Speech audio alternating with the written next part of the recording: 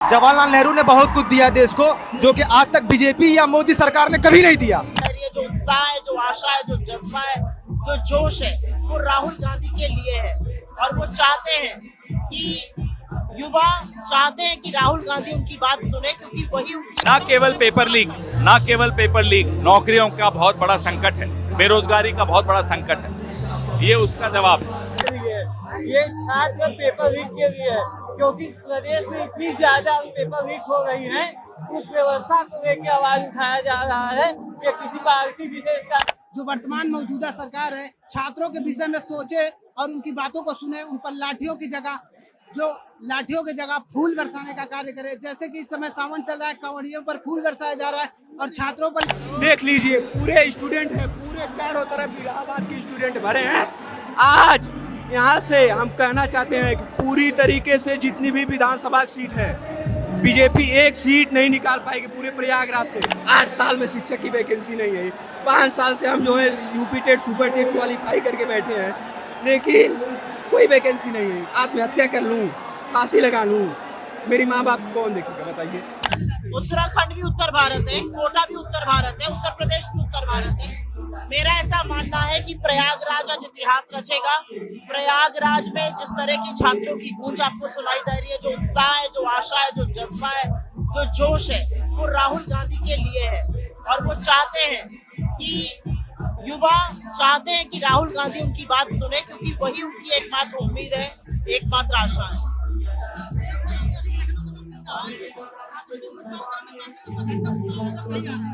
क्या नहीं आ रहा है? क्योंकि ये राजनीतिक कार्यक्रम नहीं है। राहुल जी छात्रों से संवाद कर रहे हैं, ये वो कार्यक्रम है, ये राजनीतिक मंच नहीं है। हम यहाँ पर एज ऑडियंस देखने आए, अपने लीडर को सुनने आए हैं। और जब युवा उसको उठाता है तो उसको छर्रे, उस पर गोलियां, उस पर लाठियां, उस पर डंडे, उस पर कीलें बरसाई जाती हैं। ऐसा क्यों होता है? प्रयागराज के छात्रों से मेरी अपील है कि अपने भविष्य को लेकर सजग होइए। आप देख रहे हैं कि क्या हो रहा है, आप समझ रहे हैं कि आपके लिए कौन लड़ाई लड़ रहा है, आप जान रहे हैं कि आपकी इस लड़ाई में सबसे आगे राहुल गांधी हैं। अपने भविष्य के लिए, अपने वर्तमान के लिए, अपने हक के लिए राहुल गांधी के साथ डटकर खड़े हो जाइए। और वो लोग उनके साथ खड़े हैं, ये लहराते हुए। जो आपने जोश यहाँ दिख रहा है आपको, ये तब जब सरकार ने सारी साजिशें रच ली इनको रोकने की, सीवेज का पानी तक डाला, बदबू आपको भी वहाँ आ रही होगी, फिर भी ये नौजवानों की शक्ति है। आपके कार्यक्रम में काफी वाहवाही आई है। एक बार तो हुआ कि मतलब यहाँ पे प्लान हुआ कि यहाँ पे कार्यक्रम नहीं आयोजित हो पाएगा, फिर आप लोगों ने किस प्रकार हमारी क्षमता नहीं है, ये नौजवानों की क्षमता है, उनका जज्बा है।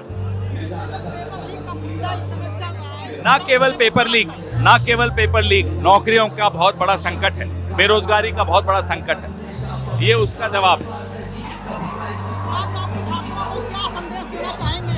संदेश नौजवान दे रहा है कि गृह मंत्री से अब तक तो जवाब मांग रहे थे, जवाब नहीं दे रहे तो अब इस्तीफा दीजिए।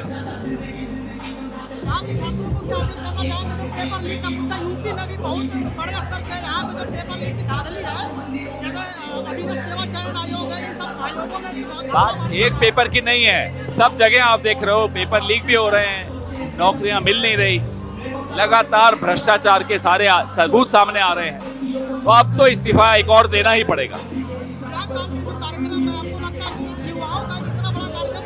इसकी आवाज पहुंच गई जहां पहुंचनी थी, वही कह रहे हैं, इसीलिए कह रहा हूं, इसकी आवाज जहां पहुंचनी थी पहुंच गई।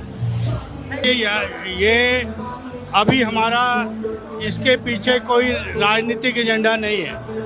अभी राहुल जी युवाओं की, छात्राओं की लड़ाई लड़ रहे हैं। जो ये गवर्नमेंट वादे करके आई थी नौकरी के, कि ये पेपर लीक होने के, ये सारे मुद्दे राहुल जी उठा रहे हैं। राहुल जी अब सड़क से लेके संसद तक युवाओं की, छात्रों की आवाज़ बने हुए हैं। ये तीसरा एडिशन है। हर एडिशन में लोग राहुल जी के प्रति जो युवाओं का विश्वास है वो निरंतर बढ़ता चला जा रहा है। ये युवा ही इस सरकार को गिराएंगे।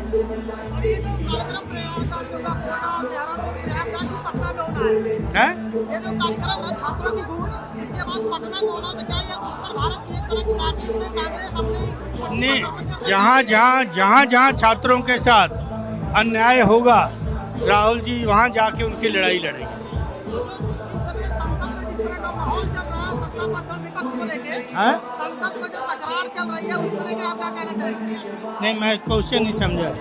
संसद में जो तकरार चल रही है सत्ता पक्ष और विपक्ष को लेकर, उसको लेकर आप क्या कहना चाहेंगे? कांग्रेस की तरफ से कोई तकरार नहीं है। कांग्रेस ये चाहती है कि जो जंतर मंतर के ऊपर छात्रों के ऊपर लाठीचार्ज हुआ, पैलेट गन चले, तो होम मिनिस्टर आके उसके लिए संसद के अंदर उसकी सफाई दें, उसका स्पष्टीकरण दे कि ये कैसे हुआ, किसके ऑर्डर से हुआ। इतनी ही बात कांग्रेस जानना चाहती है। तो ये क्योंकि वो कोई उग्रवादी नहीं थे, छात्र थे, इस देश के आने वाला भविष्य थे। तो ये देखिए, ये छात्र जो छात्रों की गूंज है ये किसी पार्टी विशेष की नहीं है, ये हम युवाओं के लिए है।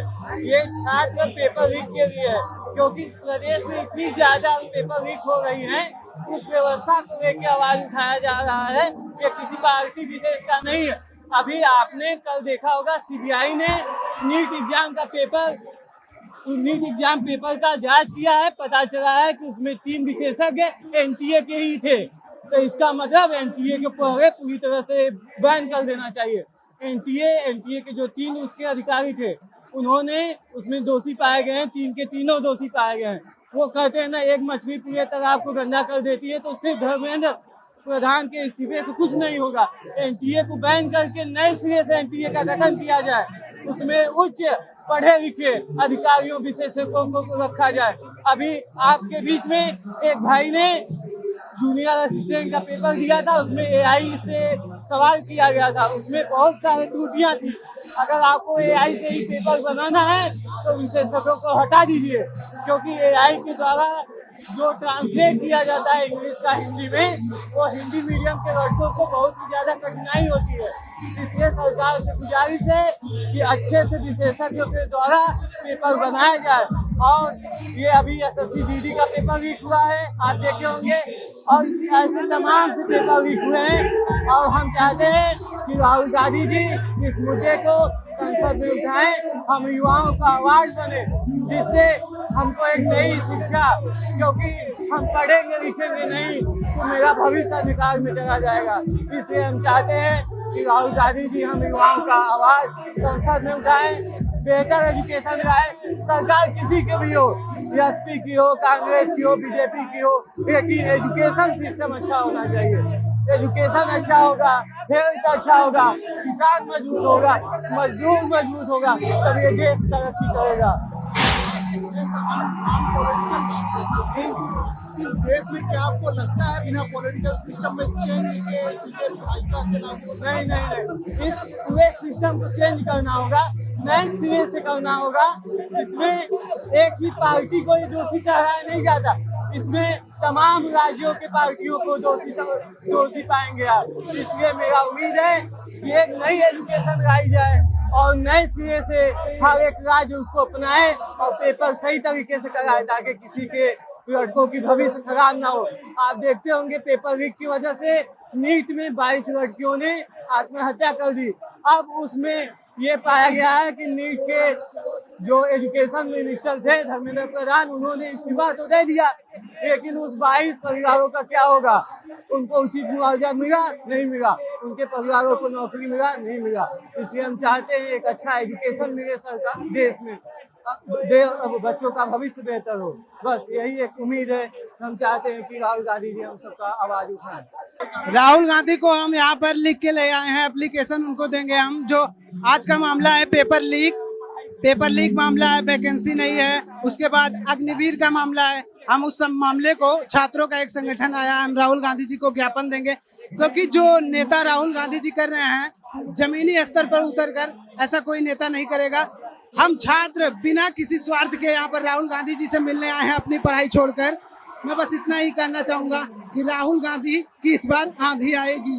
जय हिंद। जैसे जमीनी स्तर पर कार्य कर रहे हैं, इस वक्त उनका भारत जोड़ो यात्रा हो गया, इसके बाद छात्रों की गूंज कार्यक्रम हो गया, ऐसे कोई नेता नहीं करता है। हम लोगों के बीच आ रहे हैं, यही बहुत बड़ी बात है। हम लोगों की बात सुन रहे हैं और कोई नेता हमारी बात नहीं सुन रहा है, हमें लाठियां दे रहा है। अभी जंतर मंतर पर आपने देखा कि छात्रों को बेरहमी से पीटा गया।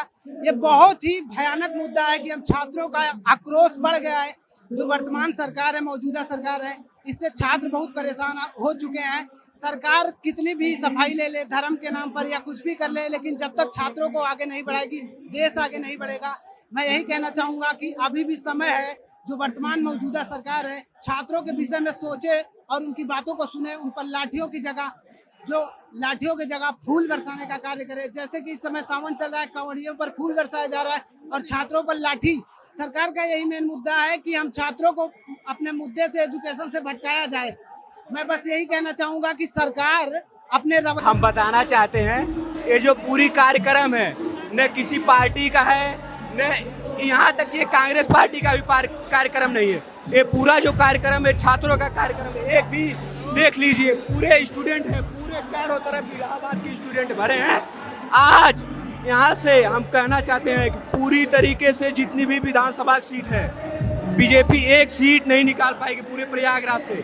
छात्र पूरी तरीके से 14 साल में बीजेपी ने जो अच्छे दिन का वादा दिखाया था ना छात्रों को ना, वो 2 करोड़ नौकरी कहाँ गई? 2 करोड़ नौकरी कहाँ गई बताइए?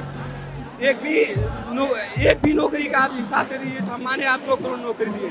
छात्रों का जिस तरीके से आपकी पार्टी ने, आप लोगों ने बहकाने का काम किया है ना, छात्र पूरी तरीके से तैयार है आपका हिसाब लेने के लिए 2027 में। और जो पुलिस प्रशासन को, जो जनता की सुरक्षा के लिए जिसको करनी चाहिए, वो जो है जनता के साथ जो अभद्र व्यवहार कर रही है।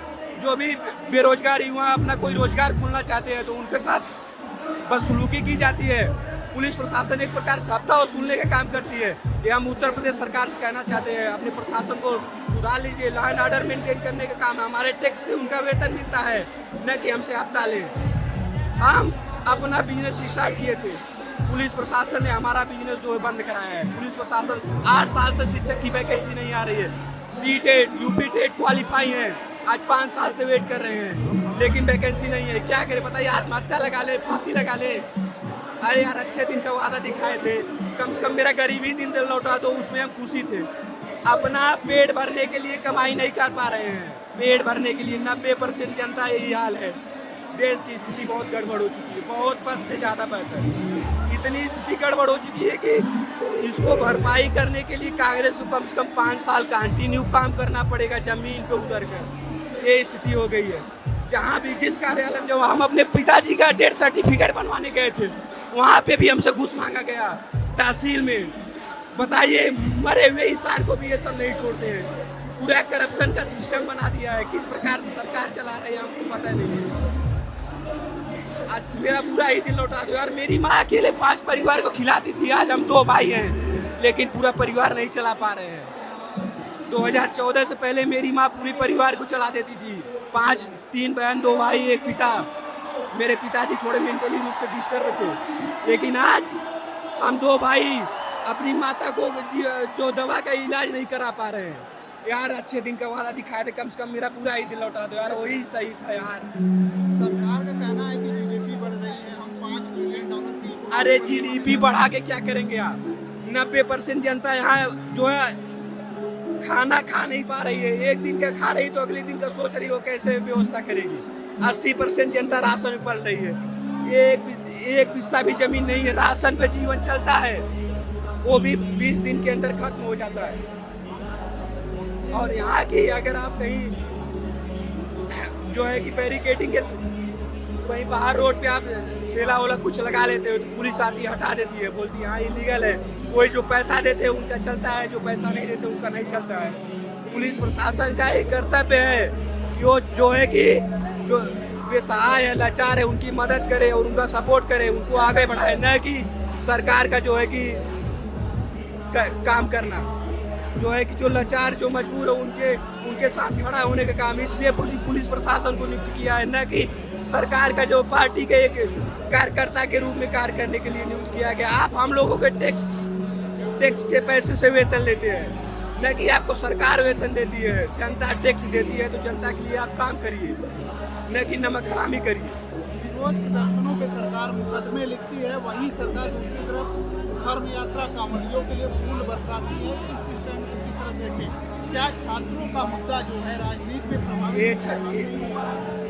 ये सरकार पूरी तरीके से चाहती है कि भारत की लगभग 90% जनता अशिक्षित हो जाए।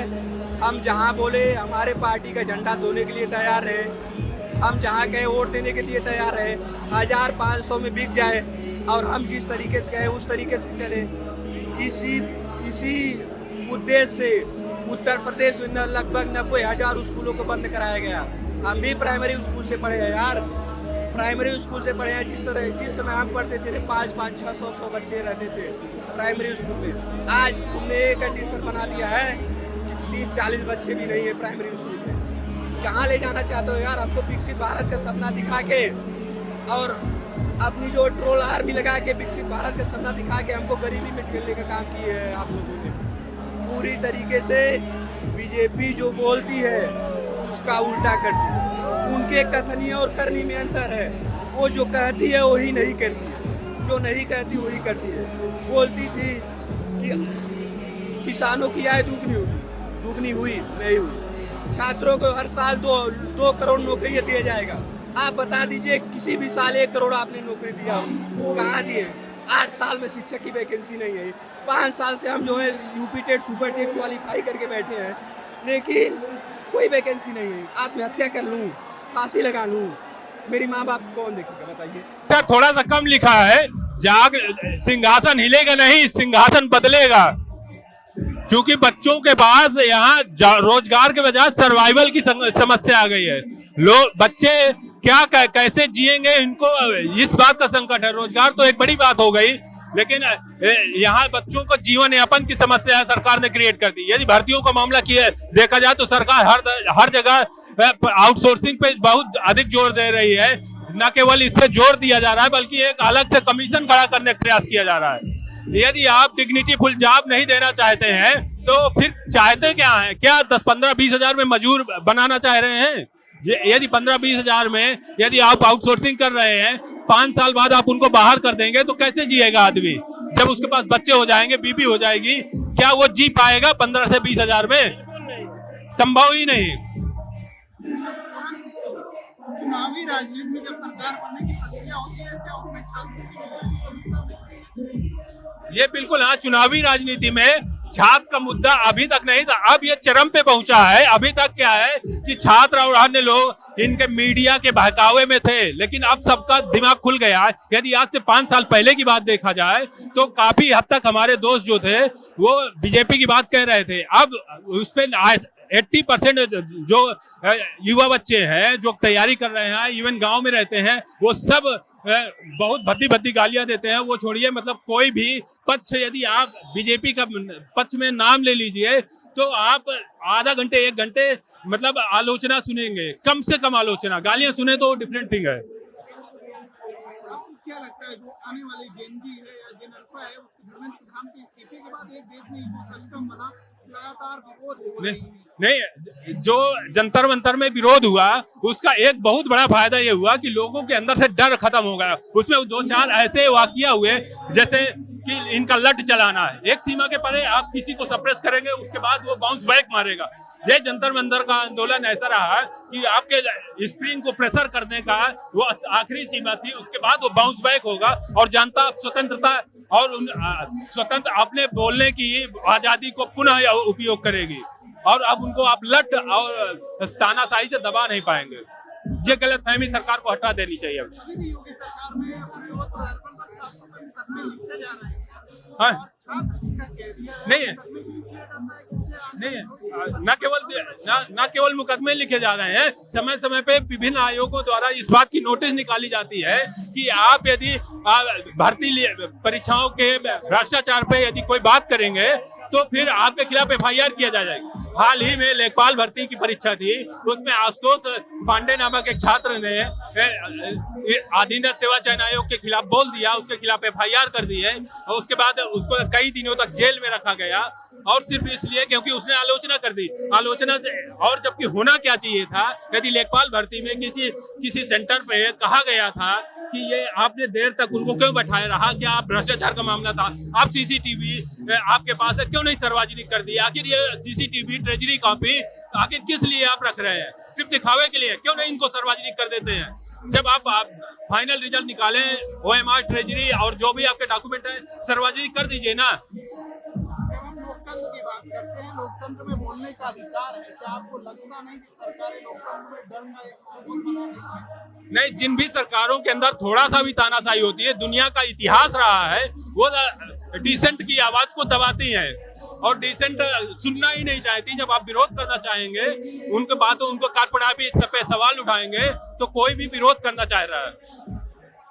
राहुल गांधी को मजबूत करने के लिए आए हैं। राहुल गांधी अब एक जज्बा बन चुके हैं हम लोग के लिए। वो छात्रों की आवाज़ उठा रहे हैं और छात्र जब तक अपने हक को नहीं मानेगा, जब तक अपने हक को लिए लड़ रहे हैं और रास्ता दिखा रहे हैं, इसलिए हम लोग उनको देखने के लिए गाजीपुर से आए हैं।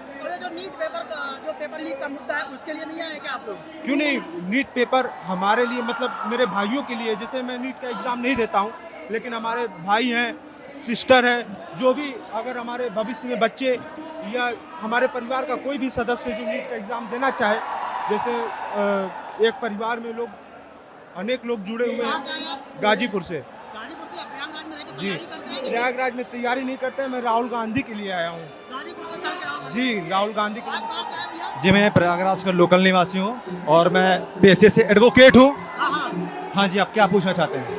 बाकी जो पेपर लीक का मुद्दा है, जो छात्रों की भूख पर डालकर जी, पेपर लीक का मुद्दा देश का सबसे बड़ा मुद्दा है, क्योंकि अगर शिक्षा व्यवस्था अच्छी रहेगी, शिक्षा बढ़ेगा, तभी देश आगे बढ़ेगा।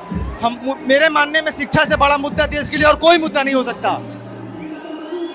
शिक्षा रहेगी तो देश में हर कोई रोजगार रहेगा और बुद्धिमान इंसान लोग बुद्धिमान होंगे, और आप इससे बड़ा मुद्दा और क्या ही लेंगे, आप बताइए। इस कार्यक्रम को कैसे देखते हैं? जी, इस कार्यक्रम को कैसे देखते हैं? इस कार्यक्रम को मेरा नजरिया जो है, इस कार्यक्रम को हम देखते हैं कि हमारा संगठन वापस आ रहा है। जो लोग भूले भटक गए थे, जिनका वोट इधर उधर जा रहा था, बीजेपी को जा रहा था, अन्य पार्टियों को जा रहा था, अब वो वापस आ रहे हैं, उस पार्टी के पास वापस आ रहे हैं जिन्होंने संविधान की रचयिता की। कांग्रेस के टाइम में कांग्रेस ने ही संविधान की रचयिता की और कांग्रेस ने संविधान का उत्थान हुआ कांग्रेस सरकार में। जवाहरलाल नेहरू ने बहुत कुछ दिया देश को, जो कि आज तक बीजेपी या मोदी सरकार ने कभी नहीं दिया। मेरा नाम है प्रीतम कुमार गौतम। आप कहाँ से आए हैं? मेरा नाम, मैं मछली शहर जौनपुर से आया हूँ। ये छात्रों के गूंज कार्यक्रम में क्या देखने आए हैं? राहुल गांधी से ले क्या है? मैं राहुल गांधी जो छात्रों की आवाज़ उठा रहे हैं, तो मैं उनके समर्थन में मैं भी आवाज़ उठाने आया हूँ राहुल गांधी के साथ। ये जो कार्यक्रम हो रहा है, ये राजनीतिक नहीं है, इसमें झंडे नहीं है। छात्रों के हित में कितनी बातें करने वाले राहुल गांधी यहाँ पे? राहुल गांधी जो है छात्रों की बात कर रहे हैं, बेरोजगारी की बात कर रहे हैं, तो राहुल गांधी से बहुत उम्मीद है, इसलिए हम लोग यहाँ पे आए हैं राहुल गांधी को देखने, उनकी आवाज़। मेरा नाम अर्षद इलियासी। सर, हम इस सरकार और उत्तर प्रदेश शिक्षा सेवा चयन आयोग के डिजिटल इंडिया को दिखाने के लिए आए हैं और इस शिक्षा सेवा चयन आयोग में जो अनियमितताएं हो रही हैं, उस अनियमितता को हम दिखाने के लिए आए हैं कि हम छात्रों के साथ कितना दुर्व्यवहार किया जा सकता है। सर, मैं विज्ञापन संख्या 51 असिस्टेंट प्रोफेसर अभ्यर्थी, इसका विज्ञापन 2022 में आता है, इसका परीक्षा अप्रैल 2025 में कराया जाता है। इसमें रैंडमाइजेशन जैसी सामान्य सी प्रक्रिया नहीं अपनाई जाती है और भयंकर रूप से सामूहिक दखल किया जाता है। इसमें 4-4, 5-5 के ग्रुप में लोग पास होते हैं। इसके साथ साथ पेपर आउट की भी घटना सामने आती है, जिसमें संविदा कर्मचारी बाबूबाजी का नाम आता है और हाईकोर्ट के हलफनामे में 19 अभ्यर्थियों का नाम और रोल नंबर के साथ भी डिटेल आता है। उसके बाद हम लोग आंदोलन चलाते हैं।